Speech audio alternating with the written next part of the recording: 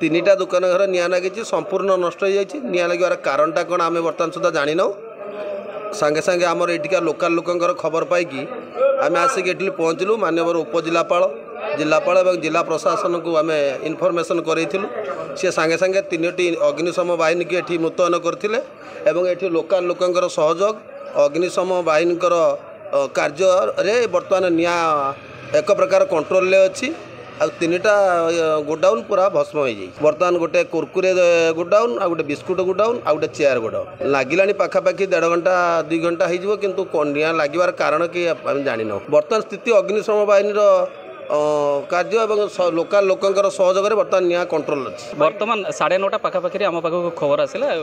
Fire कल होती and आम टीम आसी गोटे यूनिट पहुँचला जना पड़ा गोटे यूनिट्रे आयत्त करने संभव नुह तेणु अधिक 2टा यूनिट आसिक पहुँची तो टोटाल 3टा यूनिट बर्तमान काम करम करवा आम जड़े स्टाफ से माइनर इंजुरी टी होती से बाउंस बाजी टी मुंडे ये निआ संपूर्ण आयत्त अच्छी एंड बर्तमान फाइनाली जना पड़ूँ जे भितर जो गुड़ा दबिक अच्छी जो प्लास्टिक जलूँ से गुड़ा खाली लिभिगले सब कम्प्लीट हो।